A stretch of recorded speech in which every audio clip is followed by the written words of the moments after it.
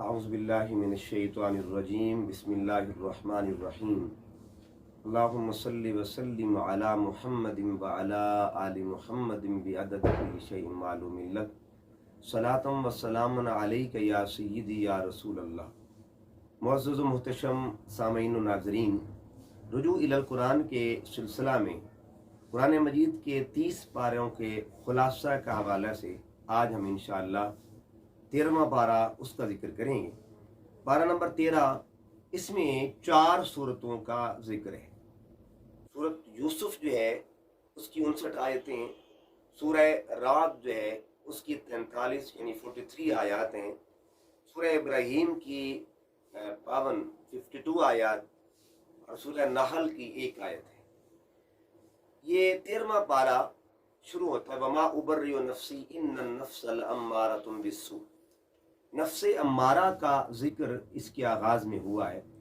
नफ्से अम्मारा नफूस में से एक नफ्स है।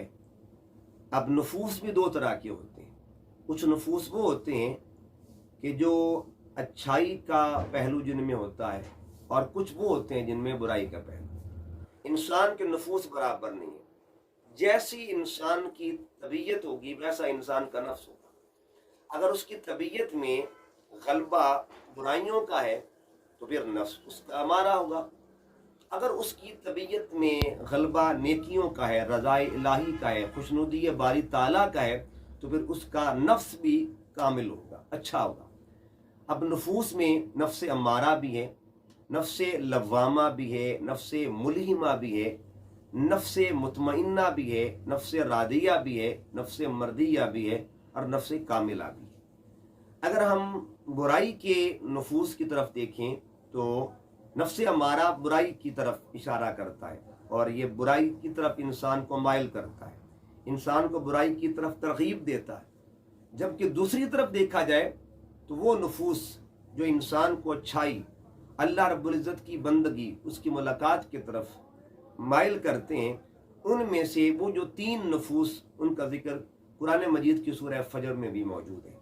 अल्लाह फरमाता है या अय्यतुहन नफ्सुल मुतमइन्ना, ए नफ्स मुतमइन्ना, इरजिई इला रब्बिक रादियतम मर्दिया, लौटा अपने रब की जानिब रादिया के मुकाम पर, मर्दिया बन के। तो यहाँ 3 नफूस का जिक्र है। तीनों के तीनों नफूस जो हैं वो अल्लाह रब्बुल इज़्ज़त की मोहब्बत की तरफ माइल करते हैं और इंसान को दर्जाए कमाल की तरफ लेके जाते हैं। ये जरिया बनते हैं इंसान को अल्लाह रब्बुल इज़्ज़त की बारगाह में मकबूल और महबूब बनाने का। तो इसके बाद फिर ये भी बात याद रखिए, जब हम नफूस का जिक्र करेंगे तो फिर कुल्लु नफ्सिन ज़ाइक़तुल मौत, हर नफ्स ने मौत का जायका चखना है। तो जैसा नफ्स होगा जायका भी उसी तरह का होगा। अगर वो नफ्स अम्मारा है तो उसका जायका भी सख्त होगा। अगर वो नफ्स रादिया है तो फिर उसका नफ्स जायका कितना कमाल का होगा। अल्लाह रब्बुल इज़्ज़त उसको कितने कमाल के साथ अपनी बारगाह में बुलाएंगे।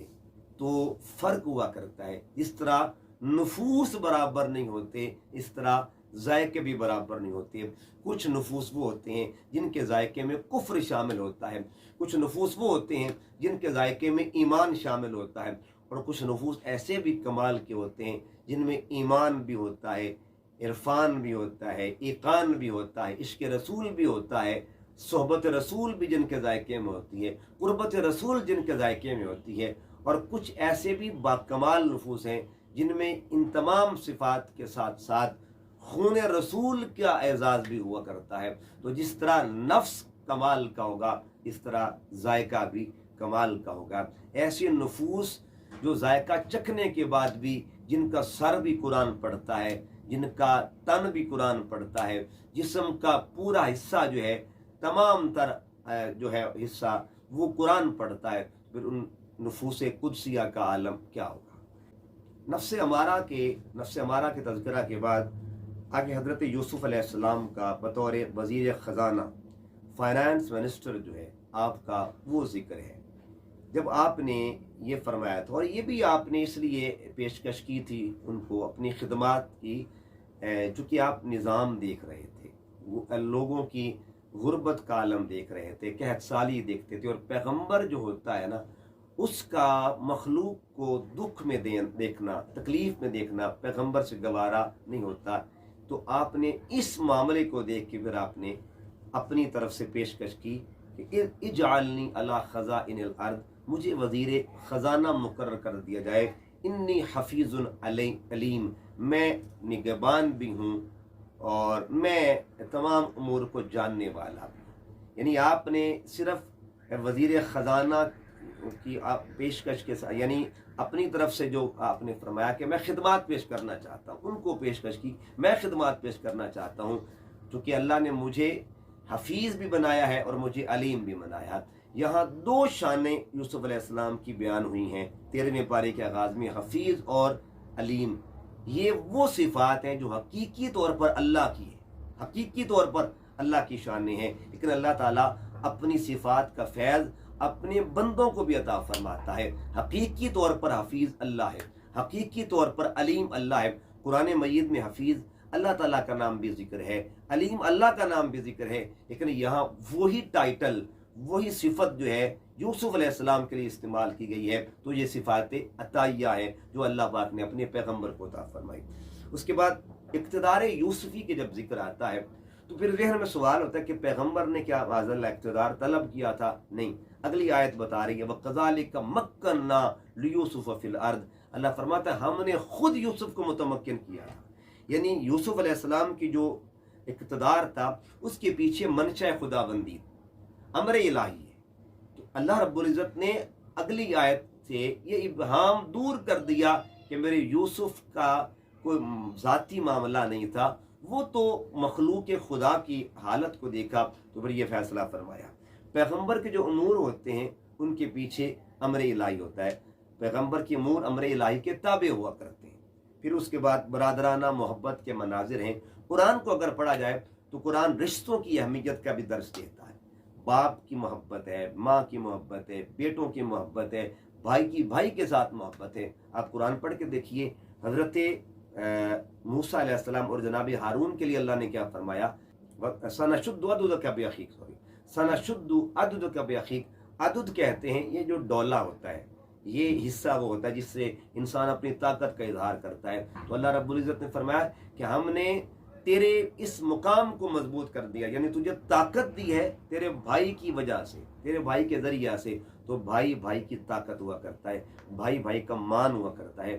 اگر ہم سورۃ یوسف پڑھ کے دیکھیں تو یہاں بھائی کے حوالے سے دو طرح کا پہلو بیان ہوا ہے، ایک پازیٹیو کردار ہے، ایک نیگیٹو کردار ہے۔ نیگیٹو کردار یہ ہے کہ بھائیوں نے یوسف علیہ السلام کو کنویں میں پھینکا۔ پازیٹیو کردار کیا تھا کہ حضرت بنیامین کے ساتھ جو یوسف علیہ السلام کا اظہار محبت ہے، اظہار الفت ہے، وہ بھی قرآن پاک میں موجود ہے۔ جب انہوں نے کہا کہ میں تیرا بھائی یوسف ہوں، میں تیرا بھائی یوسف ہوں، تو حضرت بنیامین کو جب حضرت یوسف علیہ السلام کے حوالے سے معرفت ہوئی تو وہ بے فکر ہو جاتے ہیں اور یوسف علیہ السلام کے ساتھ رہتے ہیں۔ پھر ان کو رکھنے کی جو تدابیر فرمائی اپنے پاس، ان کا بھی ذکر قرآن پاک میں موجود ہے۔ پھر دو بھائیوں کی جو ملاقات ہے اس کا جو ایموشنل زاویہ ہے وہ بھی قرآن پاک میں موجود ہے۔ حضرت یعقوب اور بنیامین کے جو احوال ہیں ان کا ذکر ہے۔ جب انہوں نے دیکھا کہ ایک بھائی کے ساتھ تو انہوں نے یہ کیا ہے، اب دوسرے کے ساتھ بھی کر رہے ہیں، تو اس وقت انہوں نے اپنے غم کا بھی اظہار کیا تھا۔ قرآن مجید فرماتا ہے وَابْيَضَّتْ عَيْنَاهُ مِنَ الْحُزْنِ، ان کی آنکھیں رو رو کر سفید ہو جاتی ہیں، فَهُوَ كَظِيمٌ، لیکن پھر بھی وہ حوصلے والے تھے۔ اللہ رب العزت نے اس عظیم صبر کو یوں ذکر کیا ہے کہ ان پر اتنے معاملات گزرے، کیفیات سے گزرے، لیکن انہوں نے شکوہ نہیں کیا، پھر بھی اللہ کا شکر ادا کیا۔ اللہ نے پھر اس اعزاز پر ان کو ایک ٹائٹل دیا فَصَبْرٌ جمیل، کہ میرے یعقوب کا جو صبر ہے وہ صبر جمیل ہے، اور اللہ نے قیامت تک کے لیے ان کے اس ٹائٹل کو قرآن میں محفوظ فرما دیا۔ پھر اولاد کا غم اور اس کا اظہار، اس کا ذکر ہے۔ برادران یوسف کو بھی پھر معرفت ہوئی آخر پہ جا کے کہ یہ تو ہمارا بھائی یوسف ہے، ہم نے کیا کچھ کیا اس کے ساتھ، اور یہ کس طرح بیہیو ہمارے ساتھ کر رہا ہے، یہ محبتوں کا اظہار کر رہا ہے، یہ ہمیں پناہ دے رہا ہے، یہ ہمیں کسی قسم کا تانا نہیں دے رہا، بلکہ اس نے قدم قدم پہ ہمارے ساتھ شفقت کا برتاؤ کیا ہے۔ फिर ताबीर ख्वाब का भी कमीज़ यूसुफ की बरक़ात का जिक्र है। जब हज़रत यूसुफ अलैहिस्सलाम ने कहा था इज़हबू बिक़मीसी हाज़ा फ़अल्क़ूहु अला वजहि अबी याति बसीरा, मेरा कमीज़ ले जाओ, मेरे बाबा की आंखों पर रखना, नूर वापस आ जाएगा। अब यहाँ एक बात याद रखें, पैगंबर की ज़ात तो बरकत वाली होती ही है, पैगंबर की निस्बत बरकत वाली हुआ करती है। देखिए ना, निस्बत दो तरह की होती है, एक निस्बत दाखिली, एक निस्बत खारजी। ये जो वजूद के हिस्से होते हैं ये निस्बत दाखिली है। मसलन ये सर है तो ये निस्बत दाखिली है, ये टोपी है ये निस्बत खारजी है। ये सर मुस्तकिल वजूद का हिस्सा होता है, टोपी मुस्तकिल वजूद का हिस्सा नहीं होता है। इसी तरह बदन मुस्तकिल हिस्सा होता है, लिबास मुस्तकिल हिस्सा नहीं होता। बदन निस्बत दाखिली होता है और लिबास निस्बत खारजी होता है। यहाँ से पता चला अगर पैगंबर की निस्बत खारजी का यह मुकाम है कि वो आंखों का नूर वापस कर सकता है, तो पैगंबर की निस्बत दाखिली का मुकाम क्या होगा। अगर आप कुरान मजीद का मुताला करें तो हज़रत ईसा अलैहिस्सलाम की निस्बत दाखिली की बरक़ात भी कुरान पाक में जिक्र है कि जब आप हाथों को आंखों पर लगाते तो नाबीना लोग जो चल के आते थे वो वापस पर नूर लेके जाते थे, यानी उनको बिनाई मिल जाया करती थी। तो अल्लाह ताला ने कुरान में बता दिया कि निस्बत दाखिली हो वो भी बरकत वाली होती है, निस्बत खारजी हो वो भी बरकत वाली है। तो ये तो दूसरे पैगंबर इमामुल अंबिया की शान ये है। अल्लाह रब्बुल इज़्ज़त ने मेरे महबूब की निस्बत दाखिली का जब जिक्र किया तो कसमें उठाई, वद्दुहा वल्लैलि इज़ा सजा, कहीं चेहरे की कसम है, कहीं जुल्फ़ों की कसम है। और जब निस्बत दाखिली की बात आई फरमाया या अय्युहल मुज़म्मिल कुमिल लैला इल्ला कलीला, ए चादर वाले। तो आक़ा दो जहां सल्लल्लाहु अलैहि वसल्लम की निस्बत दाखिली का जिक्र भी कुरान में मौजूद है और निस्बत खारजी का निस्बत भी कुरान पाक में मौजूद है। उसके बाद ताबीर ख्वाब का जिक्र है। यूसुफ अलैहिस्सलाम के भाइयों ने आखिर पे बाबा से क्या अर्ज किया। और यहाँ एक बात याद रख लें, ये भी एक पैगाम है, ये भी एक फ़िक्र है, ये भी एक तालीम है। हम लोग जो हैं अपने घर के जो मुर्शिद होते हैं, रहनुमा जो हमारे होते हैं, जो हमारे घर में हमारे मुरब्बी होते हैं, हमारे मेहरबान बैठे होते हैं, हम उनको छोड़ के बाहर चले जाते हैं और बाहर लोगों के साथ इजहार मोहब्बत तो करते हैं। यहाँ कुरान पैगाम देता है कि यूसुफ अलैहिस्सलाम के भाइयों से जो गलती हुई, उन्होंने आखिर बाबा से क्या कहा, या आबा अना, ए हमारे बाबा जान, इस्तगफिर लना ज़ुनूबना, हमारी बख्शिश की दुआ तो कर दीजिए। तो इससे पता चला कि बाप से बख्शिश की दुआएं करवाना ये तालीम कुरान है। बाप से दुआएं करवाना, माँ से दुआएं करवाना ये तालीम दीन है। लिहाजा हमें चाहिए, हम अगर बाहर ठीक है नेक बुजुर्गों से दुआएं करवाना ये भी दीन का हिस्सा है। खुद नबी पाक सल्लल्लाहु अलैहि वसल्लम ने अपना कुर्ता दे के भेजा था हज़रत फारूक आज़म और जनाब मौला अली रज़ी अल्लाह तआला अन्हुमा को कि मेरा कुर्ता ले जाओ, वो वैसे करनी को जाके कहना मेरी उम्मत के लिए दुआ करे।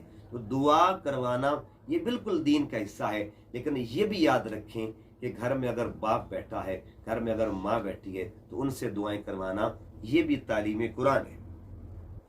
तो फिर उसके बाद हज़रत यूसुफ अलैहिस्सलाम ने एक दुआ की, बड़ी खूबसूरत दुआ है, तवफ़नी मुस्लिमा वालिहिक़नी बिस्सालिहीन, मौला मुझे इस्लाम पे वफ़ात अता करना और मुझे साले लोगों की संगत में शामिल फरमा।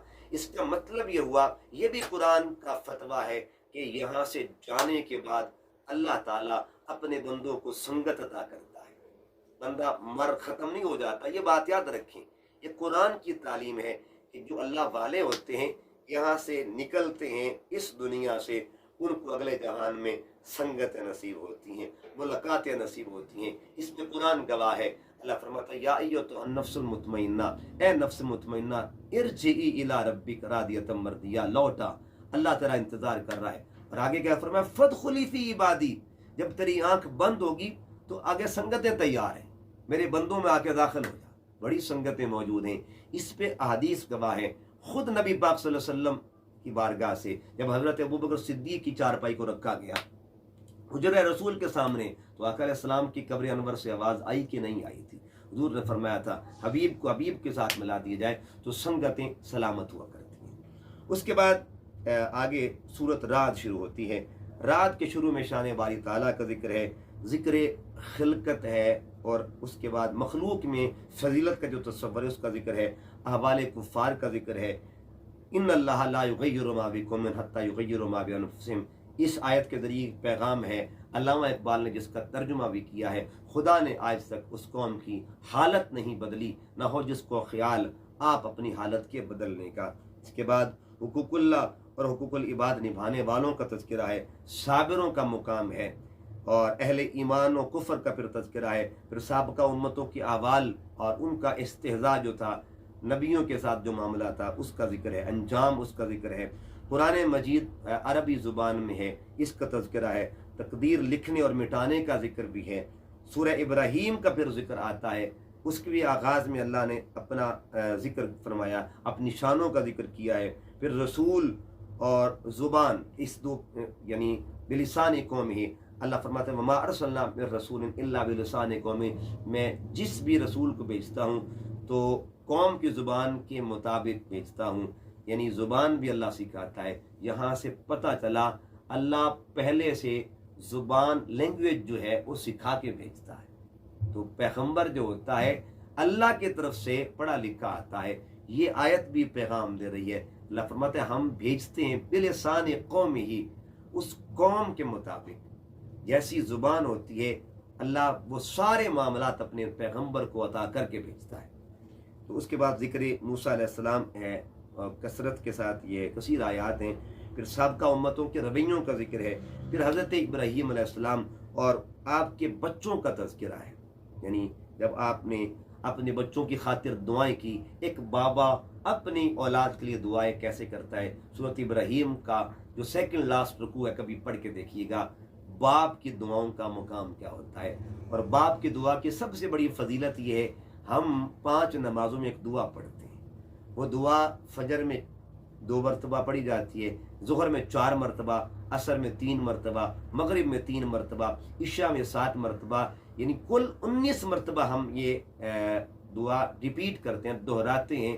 اس دعا کی مقبولیت کی وجہ کیا ہے؟ یہ دعا ایک بابا کی مانگی ہوئی دعا ہے، اور اس کا ذکر بھی قرآن کرتا ہے، الحمدللہ الذی وہب لی علی الکبر اسماعیل و اسحاق۔ ایک باپ اللہ کی حضور عرض کرتا ہے کہ تمام تعریفیں اس میرے مالک کے لیے جس نے مجھے بڑھاپے میں 2 پتر عطا فرمائے ہیں۔ آگے جا کے دعا شروع ہوتی ہے، رب اجعلنی مقیم الصلاۃ ومن ذریتی، مولا مجھے اور میرے بچوں کو نمازی بنا دے۔ یہ وہ دعا ہے جو ایک باپ مانگ رہا ہے۔ یہاں آپ نے 2 طرح کی دعائیں فرمائی، ایک بحیثیت بابا دعا کی، ایک بحیثیت بیٹا دعا کی، یعنی اب اولاد ہونے کا بھی حق نبھایا اور بابا ہونے کا حق بھی نبھایا۔ باپ کی دعا کیا ہے کہ مولا میرے بچوں کو نمازی بنا دے۔ بحیثیت بیٹا دعا کیا کی، ربنا اغفر لی ولوالدی، مولا میرے والدین کی بخشش فرما۔ اصل کے لیے دعا کرنا، نسل کے لیے دعا کرنا، اجداد کے لیے دعا کرنا، اولاد کے لیے دعا کرنا، اوپر والوں کے لیے دعا کرنا، نچلے رشتوں کے لیے دعا کرنا، یہ سنت ابراہیمی ہے۔ یہ پیغام ہے ہم سب کے لیے کہ ہمیں اپنی اصل کی فکر بھی کرنا لازم ہے اور نسل کی فکر کرنا بھی لازم ہے۔ دعاؤں میں اپنے بزرگوں کو یاد رکھنا اور اپنی اولاد کی تربیت کی فکر کرنا سنت ابراہیمی ہے۔ وما علیہ الا